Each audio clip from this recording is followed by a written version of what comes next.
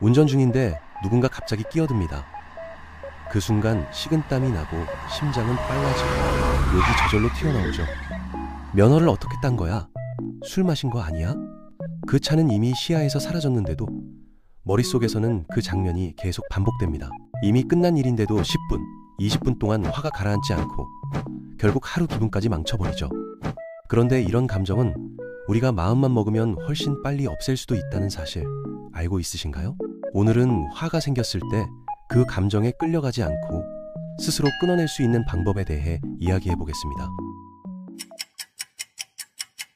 누군가 운전 중에 갑자기 끼어들면 그 순간 몸에서는 스트레스 호르몬이 급격하게 분비됩니다. 심장이 빨라지고 근육이 긴장하고 감정이 확 치솟죠. 하지만 이 반응은 생각보다 오래가지 않습니다.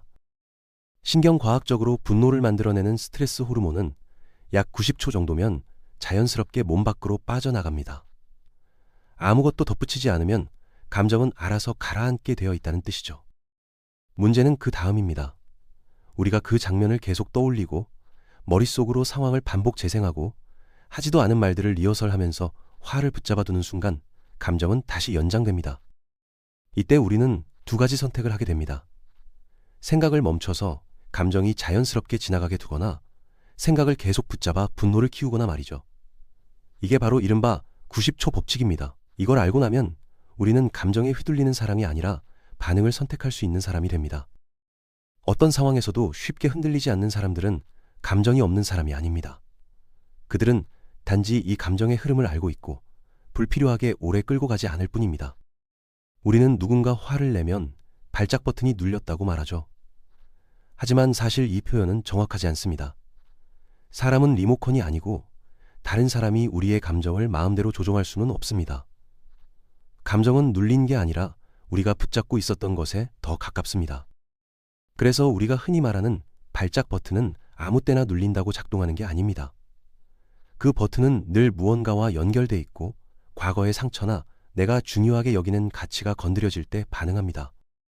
누군가 당신의 버튼을 눌렀다고 느껴질 때 사실 그 사람은 감정을 만들어낸 게 아니라 내가 아직 민감하게 반응하는 포인트가 어디인지 알려준 것에 가깝습니다. 예를 들어 직장에서 누군가의 비꼬는 말투가 유난히 거슬릴 때가 있습니다. 그 순간 자동으로 화를 내기 전에 잠깐 멈춰서 이렇게 물어볼 수 있습니다. 이게 왜 이렇게 불편하지? 그 말투가 예전에 나를 계속 평가하거나 무시하던 사람을 떠올리게 했을 수도 있고 그때 느꼈던 감정이 아직 정리되지 않은 채 남아 있었을 수도 있습니다. 이 사실을 이해하는 순간 우리는 더 이상 리모컨처럼 반응하지 않게 됩니다. 감정이 올라오는 건 막을 수 없지만 그 감정을 얼마나 붙잡을지는 선택할 수 있게 되니까요. 내 기분을 결정하는 사람은 결국 타인이 아니라 나 자신입니다. 지금 떠오르는 유독 나를 자극하는 사람이 있다면 한번 생각해 보세요. 그 사람이 건드린 건 그 사람의 문제라기보다 아직 내 안에 남아있던 감정일 가능성이 큽니다. 여기서 꼭 짚고 가야 할 점이 있습니다. 우리가 흔히 화가 났다고 느끼는 순간 그 감정이 사실 화 그 자체가 아닐 때가 많습니다. 사실 화는 가장 앞에 나서는 감정입니다. 상처받음, 두려움, 서운함, 수치심 같은 감정이 그대로 드러나는 걸 막아주는 방패 역할을 하죠. 그래서 누군가의 말에 갑자기 화가 치밀어 오른다면 그 아래에는 상처받았다는 감정이 숨어 있는 경우가 많습니다. 내가 무시당했다고 느꼈거나 내 가치가 가볍게 취급됐다고 느낀 거죠. 예를 들어 친구가 약속을 지키지 않았던 상황을 떠올려 보세요. 시간이 다 됐는데도 연락이 없고 결국 약속이 깨졌을 때 짜증이 확 올라오면서 장난하나라는 말이 튀어나오기 쉽습니다. 겉으로 보면 화가 난 것처럼 보이지만 그 안에는 나는 별로 중요하지 않은가? 내가 그 친구한테 이 정도밖에 안 되는 사람인가? 라는 서운함이 깔려 있습니다. 이때 왜 맨날 약속을 안 지켜라고 화부터 내면 친구와의 갈등은 더 커집니다.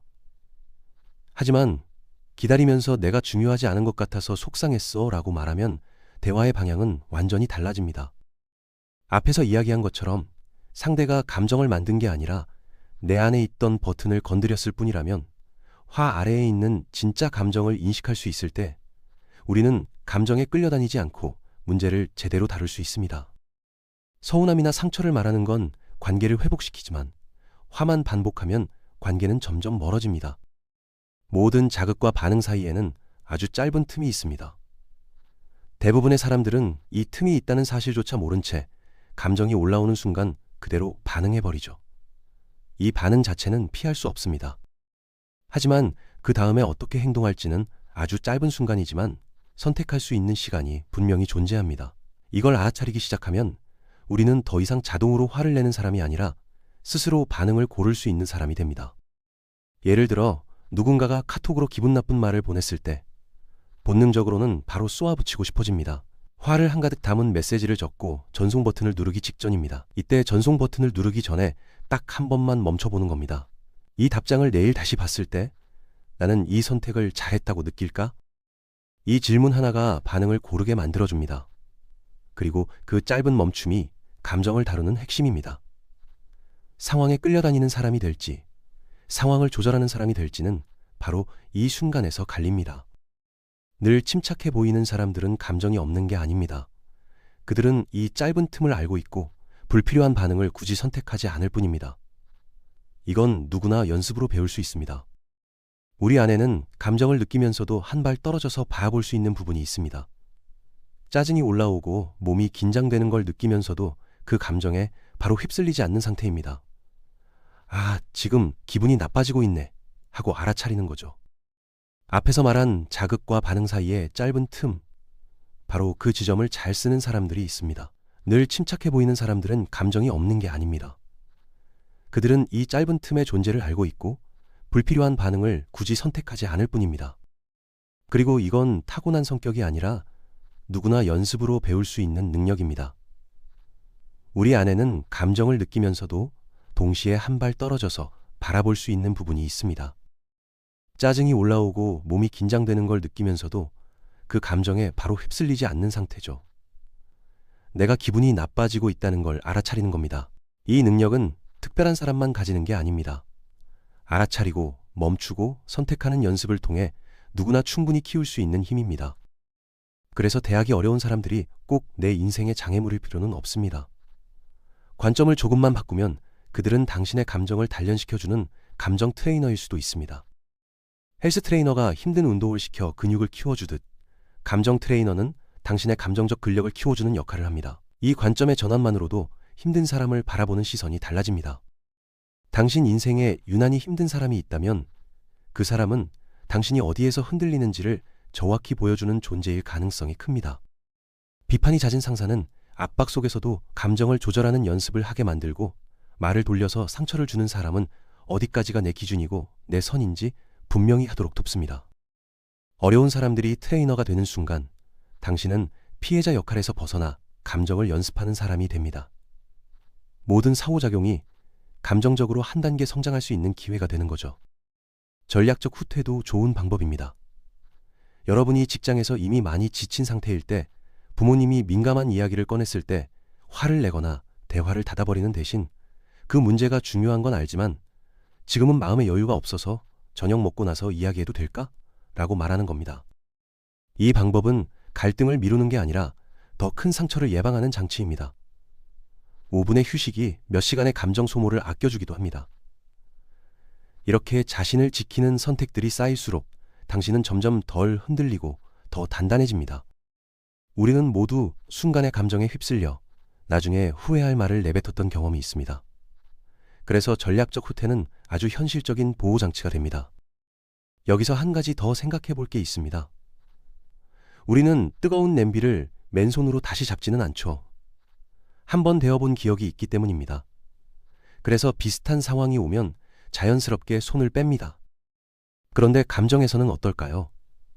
왜 항상 비슷한 말, 비슷한 태도에 똑같이 상처받고 똑같이 폭발하면서도 왜 또 이랬지 라고만 생각할까요? 사실 우리가 욱하는 지점은 무작위가 아닙니다. 늘 반복되는 말투, 사람 유형, 상황이 있습니다.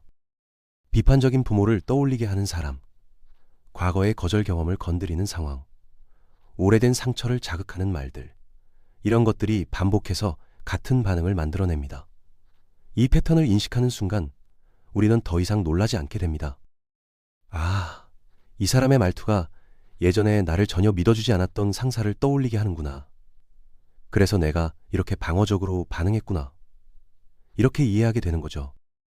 감정을 흔드는 계기를 알아차리면 우리는 그 감정에 휘둘리지 않을 수 있습니다.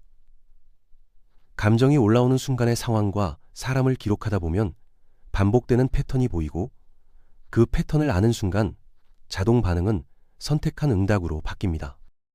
그리고 한 가지 더 중요한 사실이 있습니다. 우리는 현실 자체를 경험하는 게 아니라 현실에 대해 나의 감정을 덧붙입니다. 같은 말, 같은 상황이라도 무시당했다라고 해석할지, 저 사람이 지금 여유가 없구나라고 해석할지에 따라 내 감정은 완전히 달라집니다.